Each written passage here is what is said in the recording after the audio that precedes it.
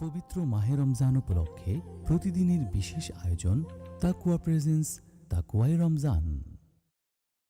আসসালামু আলাইকুম ওয়া রাহমাতুল্লাহি ওয়া বারাকাতুহু। আলহামদুলিল্লাহ ওয়াসসালাতু ওয়াসসালামু আলা রাসূলিল্লাহ, আম্মা বা'দ। কাছে দূরে দেশে প্রবাসে যে যেখান থেকে আমাদেরকে শুনছেন সকলকে জানাচ্ছি আন্তরিক অভিনন্দন ও শুভেচ্ছা। প্রিয় দিনী ভাই বোন, আজকে আমরা একটি গুরুত্বপূর্ণ আয়াত নিয়ে আলোচনা করব, যে আয়াতটি আমাদের মধ্যে প্রসিদ্ধ আয়াতুল কুরসি বলে। এই আয়াতটি অত্যন্ত গুরুত্বপূর্ণ। এর গুরুত্বের কথা আল্লাহর হাবিব সাল্লাল্লাহু আলাইহি ওয়াসাল্লাম বলেছেন। একটি লম্বা হাদিস, এই হাদিসের মধ্যে এসেছে আবু হুরায়রা রাদিয়াল্লাহু তাআলা আনহু, তিনি বলেন যে আল্লাহর হাবিব সাল্লাল্লাহু আলাইহি ওয়াসাল্লাম আমাকে একদিন যাকাতের মালের পাহারার দায়িত্ব দিলেন। তখন রাতের বেলা আমি দেখলাম যে একজন লোক এসে খুব দ্রুত গতিতে খাবারের টাল থেকে, স্তূপ থেকে খাবার নিয়ে যাচ্ছে। তখন আমি তাকে ধরে ফেললাম।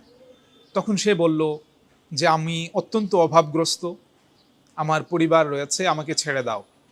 তখন আমি তাকে ছেড়ে দিলাম।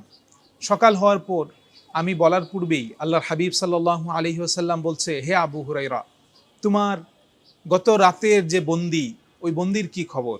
তখন আবু হুরায়রা রাদিয়াল্লাহু তাআলা আনহু বলেন, আমি বললাম, ইয়া আল্লাহর হাবিব, সে তার অনেক অভাবের কথা বলেছে, আমি তাকে ছেড়ে দিয়েছি।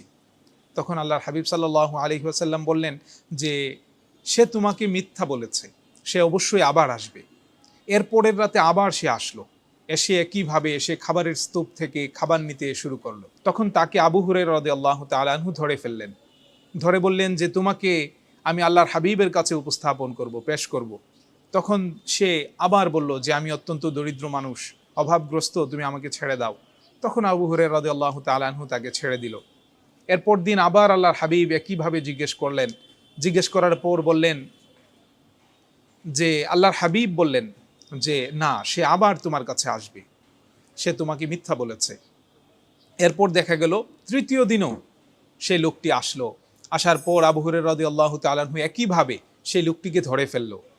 ধরার পর আবু হুরায়রা রাদিয়াল্লাহু তাআলা আনহু যখন আর ছাড়েন না, তখন সে বলল যে আমি আর আসবো না, তুমি আমাকে ছেড়ে দাও, এবং তোমাকে আমি একটি আয়াতের কথা বলছি, যে আয়াতটি আল্লাহ সুবহানাহু ওয়া তাআলা পক্ষ থেকে, এটি হচ্ছে একটি রক্ষাকারী, একটি রক্ষা কবচ।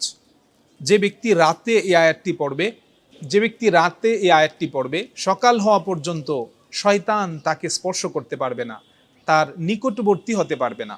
সে আয়াতটি হচ্ছে আল্লাহু লা ইলাহা ইল্লা হুয়াল হাইয়ুল কাইয়্যুম লা তাখুযুহু সিনাতুন ওয়ালা নাওম লাহু মা ফিস সামাওয়াতি ওয়া মা ফিল আরদ মান যাল্লাযী ইয়াশফাউ ইনদাহু ইল্লা বিইযনিহি يعلم ما بين أيديهم وما خلفهم ولا يحيطون بشيء من علمه إلا بما شاء وسع كرسيه السماوات والأرض ولا يؤوده حفظهما وهو العلي العظيم। অর্থাৎ আয়াতুল কুরসি বলে আমরা যেটাকে জানি, এটি অত্যন্ত গুরুত্বপূর্ণ এই আয়াত। এটি হচ্ছে আয়াতুল কুরসি। তো এর পরদিন যখন সকাল হওয়ার পর আল্লাহর হাবিব সাল্লাল্লাহু আলাইহি ওয়াসাল্লাম জিজ্ঞেস করার পর আবু হুরায়রা রাদিয়াল্লাহু তাআলা আনহু তখন বললেন যে ইয়া আল্লাহর হাবিব, যে সে এসেছিল আজকেও, এসে আমাকে এই আয়াতের কথা বলেছে। তখন আল্লাহর হাবিব সাল্লাল্লাহু আলাইহি ওয়াসাল্লাম বললেন যে সে মিথ্যাবাদী, কিন্তু এই কথাটা সে সত্য বলেছে।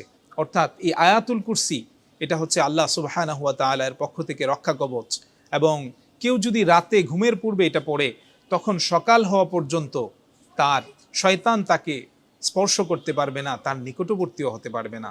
তো প্রিয় ভাই, আসুন আমরা এই আয়াতুল কুরসি আমরা একটু চেষ্টা করলেই এটা আমরা মুখস্থ করে ফেলতে পারবো। আমরাও চাই যেন আল্লাহ সুবহানাহু ওয়া তাআলা আমাদেরকে বিভিন্ন বিপদ আপদ থেকে রক্ষা করেন, রাতের বেলায় যেন আমাদের কোনো সমস্যা না হয়, ভালো ঘুম হয়, এবং শয়তানে কোনো ধরনের জিন যেন আমাদের ডিস্টার্ব না করে। তো এই জন্যে আসুন আমরা আয়াতুল কুরসি পড়ি, মুখস্থ করি এবং নিয়মিত আমল করি। আল্লাহ সুবহানাহু ওয়া তাআলা আমাদের সবাইকে তৌফিক দান করুন। আসসালামু আলাইকুম ওয়া রাহমাতুল্লাহি ওয়া বারাকাতুহু।